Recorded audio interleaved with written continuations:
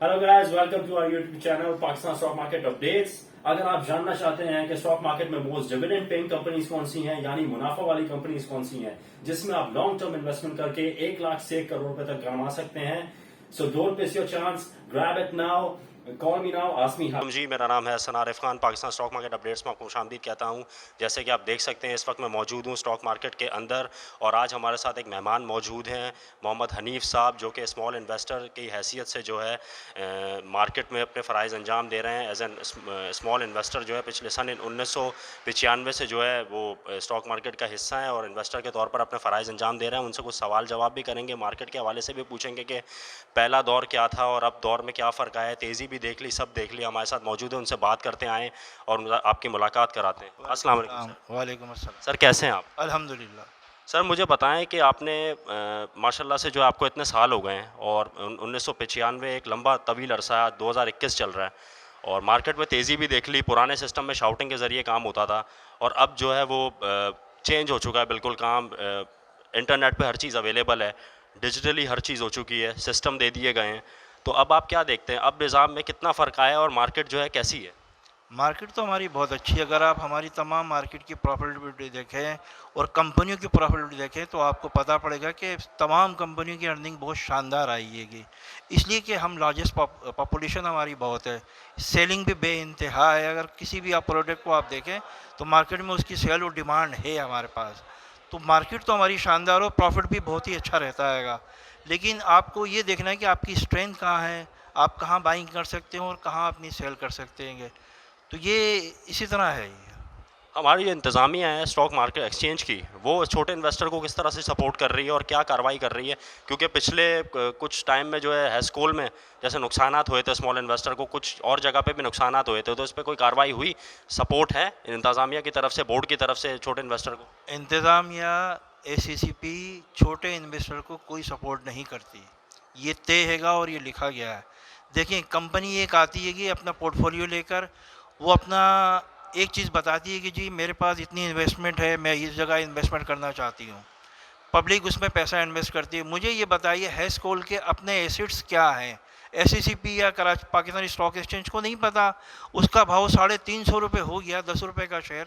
Stock exchange सोता रहा, उसको पता ही नहीं है।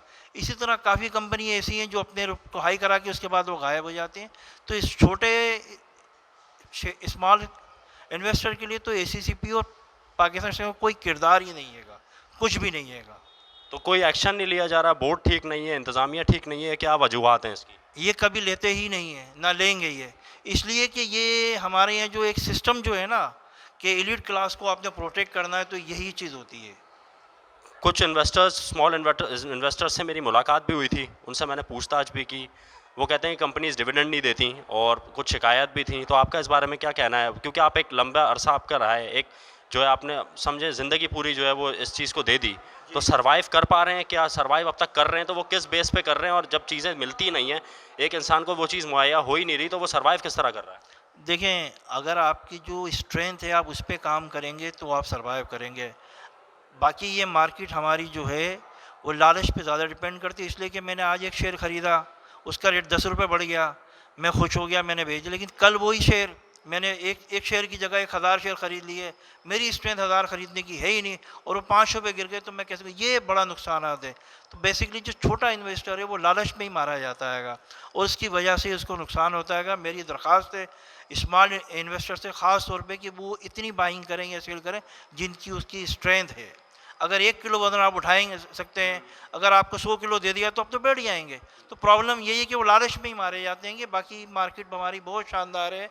अगर आप अपने तरीके से इन्वेस्ट करें हर चीज़ में भी, तो आपको कोई लॉस कभी हो ही नहीं सकता, पॉसिबल ही नहीं है। पाकिस्तान की एक्सचेंज है, हमारी सबसे बड़ी एक्सचेंज है। डॉलर इधर से चलता है, हर चीज़ इधर से जनरेट होती है, हर चीज़ की खबर पहले इधर आती है। पाकिस्तान की ले लें, तमाम उसकी ले लें, तो ये जो है वो परसेंट में क्यों गेन नहीं की? बांग्लादेश, इंडिया जो है 60,000 इंडेक्स पे बैठा हुआ है, हमारा इंडेक्स जो है 46,000 45,000 इससे ऊपर नहीं जाता। बांग्लादेश जो है 4% पे वो कर रहा है, वेटेज जो है उसका वेटेज जो है 4% है, हमारा 1.2% है। तो इसकी क्या वजूहत है? मतलब काम किस नहीं हो रहा है या क्या वजूहत है? एक्चुअली हमारी मार्केट जो है रूमर पे ज़्यादा चलती है। और दूसरी बात ये है कि चूँकि हमारे पास स्मॉल इन्वेस्टर का का जो फ़ैथ है वो इतना कंपनीज़ पे नहीं हैगी, और वो अपने के बिल्कुल अपने आप को साइड लाइन रख के काम करते हैंगे। बाकी हमारी मार्केट इसे रहेगी और इसमें कोई चेंजिंग नहीं आ सकती। पुराना ट्रेड सिस्टम जो है वो वापसी आ गए, नया ट्रेड सिस्टम खरीदा था 46 करोड़ रुपए का बोर्ड ने, वो वर्किंग करी, उस पर जो है वो 2-2 घंटे तक हैंगिंग प्रॉब्लम थी, उसमें इन्वेस्टर्स को नुकसान हो रहा था। तो आपने भी कोई नुकसान फेस किया है, और फेस किया, पुराने सिस्टम पे चले गए, तो नए सिस्टम का क्या आप करेंगे, किस तरह होगा, कब तक लॉन्च होगा, या पुराने से ही वो काम चलाते रहेंगे? देखें, बात ये कि यहाँ पर जो आपकी कराची स्टॉक एक्सचेंज को, पाकिस्तान स्टॉक को जो रन कर रही है वो चाइनीज़ है। और चाइनीज़ जब इन्वेस्ट करते हैं तो ठीक है, उन्होंने इन्वेस्ट की, लेकिन उन्होंने जिस रेट पे की उससे लो हो गया, तो उन्होंने दूसरे तरीके से अपने पैसा निकालना शुरू कर दिया। इसी तरह देखिए दूसरी कंपनी हैं, वो रॉयल्टी में अपने पैसे ले जाती हैं। मैं आपको बड़ी एक मिसाल देता हूँ कंपनी की, पाकिस्तान सुजुकी मोटर्स की। वो प्रॉफिट डिविडेंड नहीं देती, लेकिन रॉयल्टी की मद में बिलियंस ऑफ रुपये लेते हैं। शेल पाकिस्तान को देख लिए, वो लॉस ही दिखाते हैं, लेकिन चूंकि वो रॉयल्टी की मिलियत में 2 बिलियन रुपीस रॉयल्टी की मिलियत में जाते हैं, उनका प्रॉफिट 4 बिलियन है।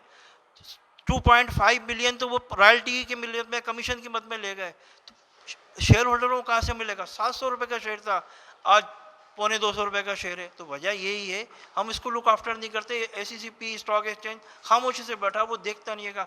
हमने कंपनी से कहा, और दुनिया में ये है कि रॉयल्टी किस बात की, जबकि आप अपना जो बिजनेस आप यहाँ कर रहे हैं उसके लिए उसका मैकेनिज्म यहाँ बनाइए, उसके लिए जो भी प्रोग्रेस है वो यहाँ इन्वेस्ट कीजिए। क्यों रॉयल्टी आप दे रहे हैं उसको? इस पर हमने बहुत ज़्यादा कहा भी है, लिखा भी है। अनफॉर्चुनेटली बस वो लिखा ही गया है, और उसको उन्होंने बस टिश्यू पेपर बना के रख दिया साइड पे। छोटा इन्वेस्टर ज़्यादा मुतासिर है, बड़ा इन्वेस्टर भी ये चीज़ें फेस कर रहा होता है? बड़ा इन्वेस्टर क्यों फेस करेगा? वही तो मार्केट को रन करता है। बेसिकली प्रॉब्लम जो है ये रिटेलर्स पे ज़्यादा आती है। बाकी बड़े को तो प्रॉब्लम ही नहीं, हमारे मार्केट को तो रन ही चंद एक मेंबर करते हैं, और वो जिस तरह चाहे वो चला देते हैं। आजकल डिजिटल मीडिया का दौर है, इंटरनेट का दौर है, हर चीज़ मोबाइल पे अवेलेबल है, नेट पे अवेलेबल है। जो यंग जनरेशन है वो किस तरह से स्टॉक एक्सचेंज में इन्वेस्टमेंट के लिए आना चाहती है, और कम से कम कितनी इन्वेस्टमेंट पे जो है वो कर सकते हैं लोग? क्योंकि बेटियों की शादी करनी होती है, एजुकेशन के लिए लोग परेशान होते हैं, महंगाई उरूज पर है, आपको पता है, हर चीज़ें हमारी उरूज पर चली गई हैं। तो उसमें आप क्या सजेस्ट करते हैं, कम से कम कितनी इन्वेस्टमेंट, और इन्वेस्टमेंट के लिए अभी सही है स्टॉक मार्केट? देखिए, हर दौर में मार्केट जो है इन्वेस्ट के लिए बेहतर ही थी। सवाल ये है कि आप किस पोर्टफोलियो में काम करते हैं। बहुत सी ऐसी कंपनी है, जैसे मैंने अभी मिसाल दी हेस्कोल की, उसका एसिड ही कुछ नहीं है, और 350 रुपये शेयर ले गए। कहाँ गए उसके डायरेक्टरों को कुछ नहीं पता। विटोल बेचारा परेशान है कि कहाँ गए, बैंक्स परेशान हैं, उनकी एलसी खुलिएंगी, उनका कुछ नहीं पता। तो बिलियंस ऑफ रुपीज़ के फ्रॉड हो, लेकिन एसीसीपी भी और अपना वो एक लेटर जारी कर देंगे, जी हम इसको देख रहे हैं। जब मर गया बंदा, उसके बाद जाके क्या उसका पोस्टमार्टम करेंगे? उसकी ज़िंदगी में क्यों नहीं उसका इलाज करते? कभी 350 रुपये पूछा नहीं, बुला के भट्ट साहब को कि भाई ये कैसे हो गया, 350 रुपये क्या है तुम्हारे पास? कुछ भी नहीं करते। आप कभी शेयर वालों से पूछा है इन्होंने कि भाई आपका 700 रुपये का शेयर था, आज 250 हो गया, 11 अरब रुपये ये उसमें राइट शेयर में ले गए, उसके बावजूद लॉस है। तो कंपनी फ्रॉड करती है, धोखा करती है, लेकिन चूंकि मैनेजमेंट सो रही है, सोने दीजिए। इसी तरह एक बात और भी है, हमने लिखा है कि 700 कंपनी है, वो जब अपना एजीएम करती हैं तो मार्च के लास्ट वीक में करती हैं। दूसरी कंपनी है जो है वो सितंबर और अक्टूबर के लास्ट वीक में करती है। हमने कहा, और एक दिन में 25 कंपनी की और एट ए टाइम होती है कि एसीसीपी को लिखा, स्टॉक एक्सचेंज को लिखा। एसीसीपी कहता है स्टॉक एक्सचेंज का प्रोगेटिव है, स्टेट बैंक कहता है स्टॉक एक्सचेंज का प्रोगेटिव। स्टॉक एक्सचेंज को मानने को तैयार नहीं। हमने कहा जी आप करें इसको काम, वो काम करने को तैयार ही नहीं है। क्लियर बात है ये चीज़ें मतलब इंतज़ामिया से आ रही हैं, डायरेक्ट बोर्ड से कसूर ठहरा रहे हैं आप इस चीज़ को? जी बिल्कुल 100% है।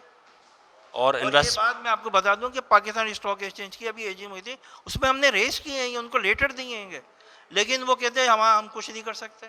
उस पर भी गौर नहीं हुआ? सवाल ही पैदा तो करेंगे भी नहीं वो। इन्वेस्टमेंट के पर्पज़ से क्या आप लोगों को सजेशन देते हैं? एक्सचेंज है हमारी, चलाना उसको ज़रूरी है, हर चीज़ जो है यहाँ से रन होती है।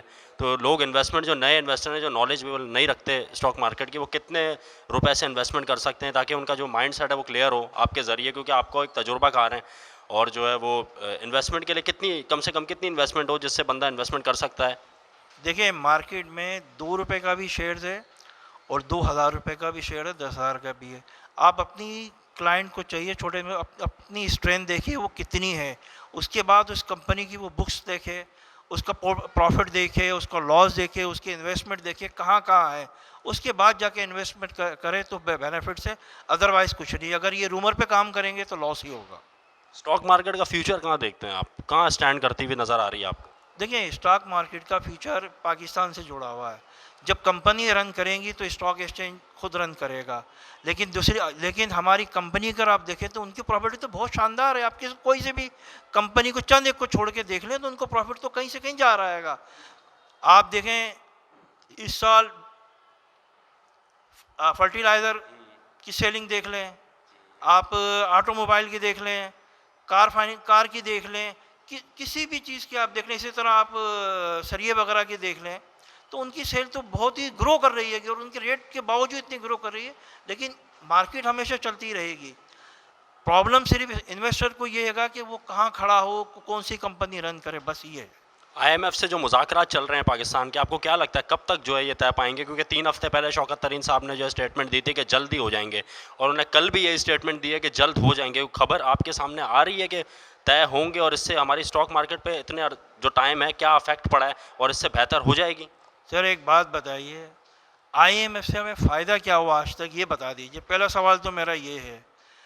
IMF जब से घुसा है डॉलर बढ़ता ही जा रहा है, उसका मेजर इम्पेक्ट हमारी लोअर प्रायोरिटी पे आता है। तो ये IMF पे हमें जाने की ज़रूरत क्या आएगी भाई? आपके पास पैसा है तो आप काम करें, नहीं हो सकता तो ज़रूरी है कि आपको लग्जरी आइटम मंगाना है। क्यों मंगा रहे हैं आप छोड़ दें उसको। आप बोलें कि जी हमें तो इसके पास जाना ही नहीं चाहिए और इनको पैसे भी नहीं देने चाहिए, क्यों देते हैं आप उनको? तो बोले जी अभी स्टॉप करें। आपके पास तो मिसाल है यूनान की, उसने तो क्लियर कह दिया था मैं तो नहीं दे रहा, अभी पूरी यूरोप आ गई थी। और आप तो एक एटॉमिक पावर है। बदकिस्मती है सिर्फ आपकी, या खुशकिस्मती समझ लें। हमें तो ये क्यों खुशकिस्मती है कि हमारे साथ जो ले भी लेगा कि हम एक मुसलमान हैं और एक एटॉमिक पावर है, उसकी वजह से हमें वो प्रॉब्लम में आते हैं। बाकी कुछ भी नहीं। बाकी ये एलीट क्लास है, ये IMF पे जाती है कि उसको फ़ायदा उनको मिलता है। उनके बच्चे कहाँ पढ़ते हैं, वो काश तरह रहते हैं, उनको बेनिफिट से। छोटे आदमी को ना फ़ायदा हुआ है, ना होगा, ना कभी होगा। वो तो टैक्सों के ज़रिए बस टैक्स के ज़रिए उससे कर्जा निकलवाया जा रहा है, जो कर्जा ले लेते हैं। भाई बात ये है कि वो कहते हैं जी मैंने आपको 100 रुपये दिए हैं, आप देंगे कैसे? पहला सवाल तो उनका ये होता है। आपके पास तो कमाई इसका कोई ज़रिया नहीं है, ठीक है जी आप टैक्स बढ़ा लीजिए, फिर क्या करेंगे जी? आप रेटों के पेट्रोल की कीमत बढ़ा लीजिए, इस तरह हमें पैसा दीजिए। आप IPPS को देख लीजिए ना, कितना ह्यूज अमाउंट हमारे पे हो गया। अगर लेकिन हमारी गवर्नमेंट इस बारे में कोई बात करने को तैयार नहीं है। इमरान खान कह रहा है जी, पहले तो उसने शोर किया कि जी मैं बिल्कुल देखूंगा। उसके बाद जब चीनी प्राइम मिनिस्टर का फ़ोन आया तो वो झाग की तरह बैठ गए। उन्होंने कहा जी आप बात नहीं कर सकते हमसे, ये आपने पैसे देने, आप कुछ भी करें। तो बात ये है कि मुसीबत ये है। हमाद अजहर साहब जो है मिनिस्टर ऑफ एनर्जी हैं, उन्होंने गैस के हवाले से भी ऐलान किया है कल के 3 दिन में जो है 3 दफ़ा गैस आया करेगी, और गैस के जो है वो बहरान चलेगा 2-3 महीने तक। तो इसके बारे में आप कहेंगे, सेक्टर के बारे में भी बताएं मुझे कि सेक्टर जो है ना कौन सा अच्छा इन्वेस्टमेंट के लिए, कौन सा ग्रो कर रहा है? देखिए सेक्टर तमाम ग्रो कर रहे हैं। गैस हमारे पास ख़त्म हो रही है, हम बाहर से LNG मंगा रहे हैं। ज़ाहिर है उसकी प्राइस बहुत ज़्यादा है। अगर आप नॉर्मल हमारे घरों के बिल देखें तो 300, 400, 500 रुपये आते हैं। तो गैस की प्राइस हमारी शुरू से जब हमें निकली थी जब से वही है, उसमें कोई चेंजिंग नहीं आया सच। लेकिन वही गैस जो 500 रुपये का बिल पे करे वो हमें पड़ी 1200 रुपये में। तो हाउ कैन दी सर्वाइवल? बात ये गैस कम है तो उसका तो इसी तरह चलता रहेगा, और ज़ाहिर कम होती जा रही है, लेकिन हमारे एक्सपोर्ट कम हो रही है, उस पर तवज्जो ज़्यादा देनी चाहिए। तो बहुत बहुत शुक्रिया आपका टाइम देने का। जो है अब आपसे इजाज़त चाहेंगे, आपको भी इजाज़त देंगे। आपका भी बहुत शुक्रिया जी, आपने मेरी बातें बहुत तहम्मुल से सुनी है, जिसके लिए मैं आपका शुक्रगुजार। सर थैंक यू बहुत बहुत। तो ये जी थे हमारे साथ जो है हनीफ साहब मौजूद थे, और उन्होंने हमें जो है वो स्मॉल इन्वेस्टर किस तरह से सरवाइव करता है स्टॉक मार्केट में, उसके जवाबात भी दिए। और उम्मीद करता हूँ कि इन्वेस्टमेंट पर्पज़ के लिहाज से भी आपको सारे जवाब मिल गए होंगे अपने। अब हमें इजाज़त दीजिएगा, इंशाल्लाह ताला आपसे फिर मुलाकात होगी कुछ नए इंटरव्यूज़ के साथ, कुछ नए लोगों के साथ। उम्मीद करता हूँ कि हमारी वीडियो आपको ज़रूर पसंद आई होगी। हमारे चैनल को सब्सक्राइब भी कर दें, लाइक भी कर दें, और बेल आइकन को भी दबा दें। आपसे इंशाल्लाह ताला फिर मुलाकात होगी। अल्लाह हाफ़िज़।